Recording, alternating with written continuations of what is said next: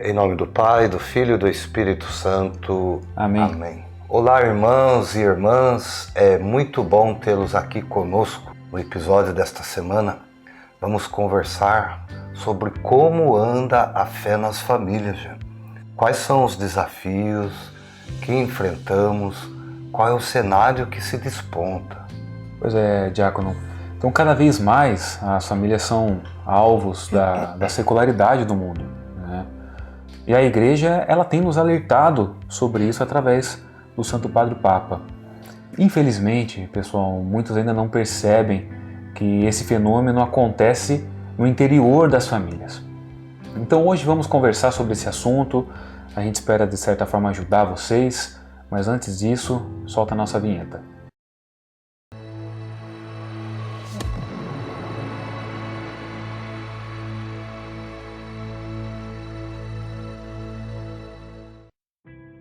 Pois é, sobre o tema a ser abordado hoje, há realmente um sofrimento, né, no coração das famílias e principalmente daqueles que vivem a fé, os chamados crentes, né? E por que há esse sofrimento que a gente chama de silencioso? Porque outros membros da família que não creem, né, e não querem que os filhos ou os netos, por exemplo, tenham uma educação cristã. Isso. Então é difícil até de contabilizar, sabe? Penso que nem haja estatística para isso. Mas é grande esse sofrimento, né, de forma silenciosa, como eu disse, nas famílias. Isso acontece em muitas famílias, né? Na nossa, na sua, que está nos ouvindo, nos assistindo. Pois pelas estatísticas, né, vemos que são cada vez mais os que se consideram ateus e não praticantes. Puxa vida. E são também cada vez mais, né, constantes os casamentos entre crentes e não crentes, né? Isto é um assunto que devemos pensar. Sim, acaba dificultando um pouco mais, né? Porque infelizmente, sabe o que acontece? Muitos se dizem católicos, né? Mas não vivem sua fé de uma forma como a Igreja ensina, por exemplo. Exatamente. Então, a respeito disso que estamos falando, pessoal, na exortação apostólica Amoris Laetitia, o Papa Francisco ele apresenta alguns desafios que são colocados para as famílias e que podem influenciar negativamente essa transmissão da fé. Então, quais seriam esses desafios? O primeiro, o individualismo exagerado, né, que desvirtua os laços familiares, né, Diácono? Sem dúvida. O segundo, confundir a liberdade com a ideia de que cada um julga como lhe parece ser certo. Então, primeiro, esse individualismo, né? Hoje pouco o casal se conversa, né? Talvez a tecnologia tenha ampliado essa distância, né? Entre os pais, os filhos, o marido e a esposa, né? Então isso acaba desvirtuando os laços familiares, realmente. Certeza. Né? E também a confusão que há com relação à liberdade, né? Cada um julga que tem a verdade absoluta. Se ouve muito, eu quero viver a minha vida já, doei, né? Para você tantos anos, agora é a minha vez de viver. Sim. Então isso é uma forma de desvirtuar e uma forma também de confundir a liberdade, né? Ou a pessoa também às vezes confunde a vida que ela tinha como solteira e quer viver a mesma liberdade, né, dentro de um casamento. Isso não dá certo, né? Até você citava o documento, né? Estamos com ele aqui, ó. É este documento aqui, ó, Amoris Laetitia, né, do Papa Francisco, que fala justamente isso, sobre o amor nas famílias. E pessoal, um outro ponto também que o Papa destaca é a solidão. Então a solidão ela vem a ser o quê? O fruto da ausência de Deus na vida das pessoas e causa essa fragilidade nas relações. Às vezes os pais chegam em casa, né, já cansados, sem vontade de conversar. Em muitas famílias já não tem mais o hábito de comer junto, né, de sentar para comer.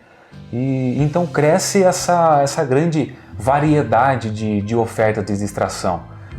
Fica dependente da televisão, as crianças dependentes da internet, né, das suas séries e tudo mais. Pois é, né? E são 4 pontos que você colocou. No documento, ele amplia, né, essas dificuldades que as famílias enfrentam. Mas o assunto que nós trazemos hoje para vocês é justamente esse. Há um sofrimento silencioso, né, que abate as famílias hoje. A gente vê aí quantas crianças, quantos jovens hoje sendo obrigados a serem levados para um tratamento psicológico, por exemplo. Né?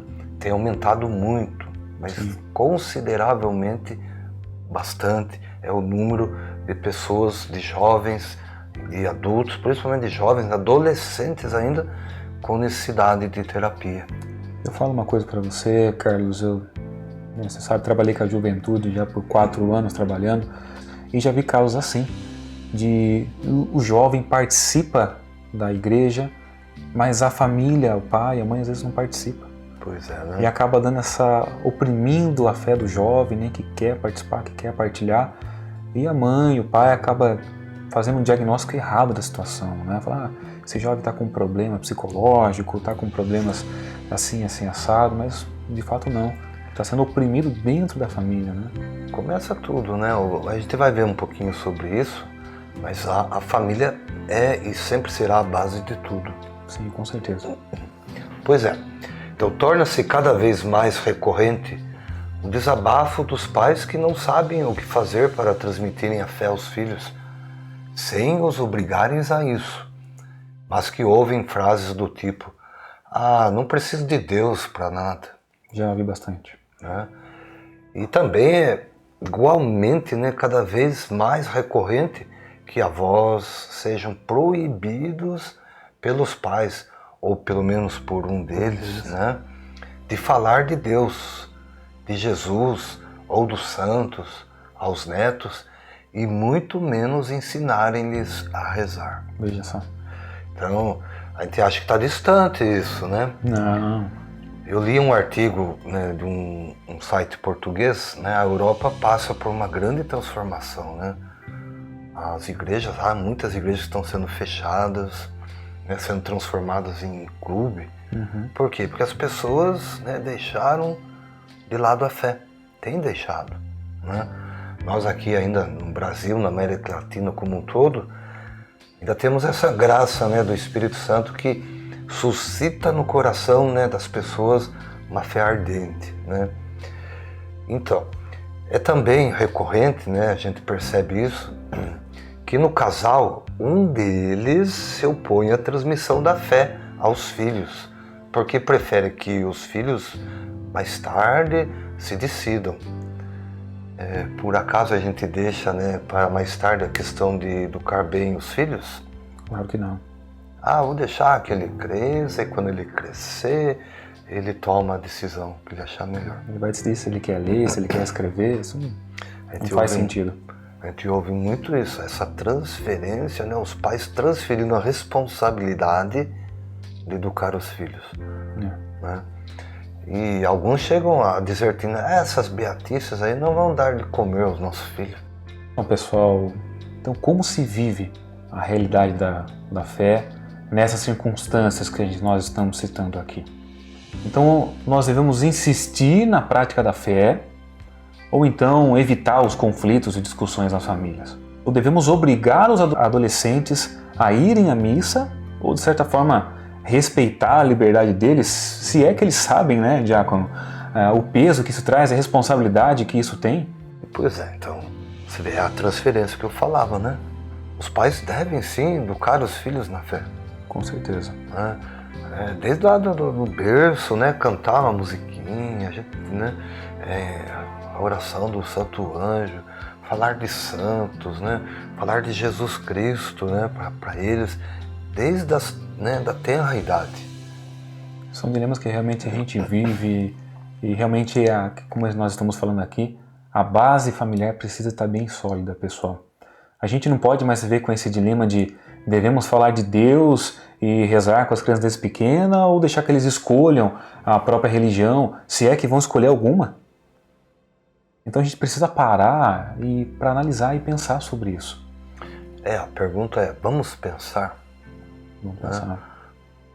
Então a pergunta é, vamos pensar? Não. Mas há uma saída para isso? Bom, é certo que tudo isso gera muito sofrimento, como eu dizia, silencioso. As pessoas não falam, mas elas vivem. Elas vivem. Né? E escondido por causa da fé. Né? Talvez, né, não menor do que, por exemplo, se fôssemos perseguidos por causa da fé, como os primeiros cristãos, né? Então, eu pergunto, Jean, o que fazer? Então, diácono, não tem uma resposta simples ou 100% válida para todas as circunstâncias que nós estamos citando aqui. Então, mas algumas atitudes, pessoal, elas podem ajudar, né? Como continuar a viver e crescer e propor a fé. Não deixar de ir à missa, por exemplo, né? Participar das atividades da comunidade paroquial próximo de você. Rezar em casa, mesmo que sozinho. Não consigo rezar com o filho, com a esposa? Reze você. Né? O adolescente, não consigo chamar meu pai e minha mãe para rezar? Reze você. Ter um espaço religioso visível na casa. Um oratório, um espaço de devoção da família com a imagem de santos. Pessoal, então podemos até às vezes, né, diácono, promover alguns encontros de partilha, de oração com essas pessoas que até às vezes encontram-se na mesma situação. Mas sobretudo, diante de todos esses problemas, né, usar a paciência, a mansidão e a fortaleza. Pessoal, a seu tempo, a fé ela vai se revelando, ela vai se tornando cada vez mais útil, ao ponto que ela vai se tornar vital para nós. Porque mais cedo ou mais tarde, Carlos, esse é fato, né? Todos nós necessitamos de Deus e da sua presença na nossa vida. Papa Francisco diz isso, né? No documento que nós citamos, né, neste episódio, ele vai dizer assim: os pais que querem acompanhar a fé dos seus filhos estão atentos às mudanças, às suas mudanças. Então o filho, ele olha o pai. Sim. Seu pai vai na igreja, seu pai dá testemunho de oração, seu pai dá testemunho de fé, né? O filho vai aprender com o pai. Quando eu falo pai, é pai e mãe. Né? Então é isso que o Papa está dizendo. Eles vão querer acompanhar o pai naquela empreitada. Você chega domingo, que é dia do Senhor, dia de ir para a missa, os pais vão, né, para outros lugares, o testemunho é esse que está sendo dado para aquela criança. Né? Então ela vai aprender que no domingo ela não vai na igreja, ela vai em outro lugar. Então o Papa ainda continua dizendo, porque eles sabem que a experiência espiritual não se impõe, mas propõe-se a sua liberdade. Né? Então é fundamental que os filhos vejam de maneira concreta que para os seus pais a oração é realmente importante. Né? Você fazer um oratório na casa, uma imagem de um santo, né? O sinal da cruz, são gestos, são símbolos, são formas que vão sendo gravadas na memória daquela criança. E são típicos da nossa fé, né, Sr. Carlos? Tem uma imagem em casa, o sinal da cruz, comportamentos e sinais católicos, né? Precisam ser passados para a criança, esses costumes. E sabe, João, às vezes a mãe que está nos ouvindo, eu já cansei de rezar pelo meu filho, pela minha filha. Parece que nada acontece, parece que não muda. Não já entra cansei na cabeça, né? de rezar pelo meu marido, já cansei de rezar por um parente meu. Há algum testemunho, algum exemplo na igreja? Por exemplo, a mãe de Santo Agostinho, Santa Mônica, ela passou 25 anos rezando pela conversão do seu filho. E olha que Santo Agostinho tinha uma vida desgredada, desgarrada, né? Assim podemos dizer. E a oração dela foi atendida. Sim. E o filho se converteu, tornou-se um grande cristão, né? Um grande doutor da igreja, um santo que até hoje, né, os seus escritos embasam várias e várias teses, doutorados e assim por diante. Né?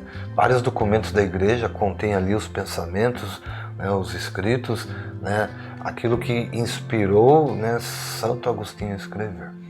Então vale a pena sim, né, você rezar pelo seu filho, rezar pela conversão do seu marido, Nós temos que resgatar essa nossa identidade cristã. Né? A gente perdeu um pouco dela. É bom, você vai na família ir à missa juntos. Sim. Outro acontecimento que eu ouço muito. Eu levo meu filho lá, ele fica fazendo barulho, atrapalha todo mundo, por isso que eu não levo, por isso que eu não vou. Não, leve. Vai incomodar sim, gente, vamos ser realistas. Incomoda, né? Tem gente que não gosta. Mas a única maneira dele aprender que lá é um local de oração, às vezes de silêncio, é levando ele. E o pai e a mãe ensinando, mostrando que ali é um lugar de silêncio. Né? Chegou na igreja, vai lá na capela do Santíssimo, por exemplo, faz ali uma oração junto com o filho. Sim. Né? Então o exemplo, o testemunho é que realmente vai transformar a vida das pessoas, não só das crianças, como nós estamos falando, né? Mas de toda a família, né? De uma forma geral. Eu falo para vocês, pessoal, é um trabalho às vezes árduo, mas não é impossível. Não é impossível. Eu digo para vocês como experiência própria, o pai de uma criança de 3 anos, tem dia que não dá sossego, realmente atrapalha o diácono, atrapalha o padre, mas está lá, pessoal, estamos lá. A esposa leva ele até a Capela do Santíssimo, e lá ele está já desde pequeno já aprendendo, né, esse passo a passo, pessoal. Então, tudo isso tem significado para a nossa fé. Né? Quantas lembranças você não tem dos seus pais? Né? Sejam boas ou não. Né?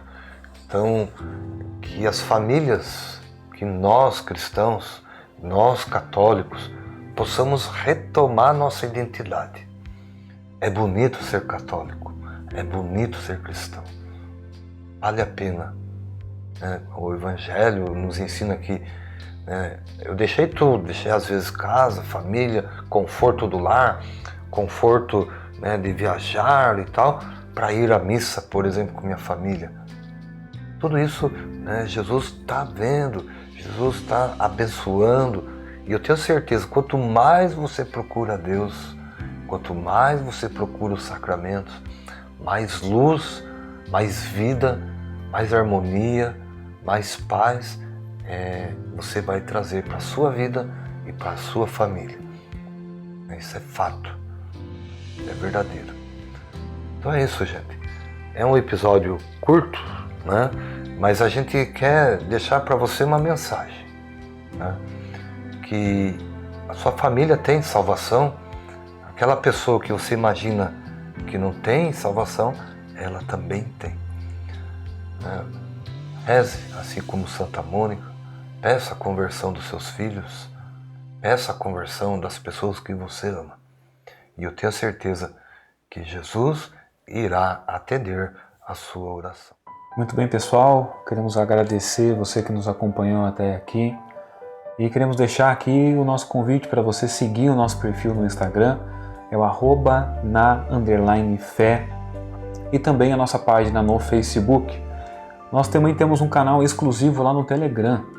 Então você pode entrar no nosso canal no Telegram acessando o nosso blog, que é o www.passosnafé.com.br. Então você que de repente está vendo esse vídeo pelo YouTube, aproveita e se inscreva no canal, curta esse vídeo, e toda semana a gente vai lançar aqui um conteúdo que vai ajudar muito, não só você, como a sua família, a dar melhor os seus passos na fé.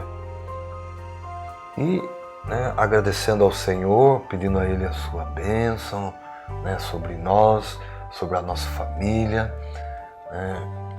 principalmente aquelas que estão sofrendo por tantas coisas, e Ele derrame a sua bênção. O Senhor esteja convosco. E Ele está no meio de nós. Abençoe-vos o Deus Todo-Poderoso, o Pai, o Filho e o Espírito Santo. Amém.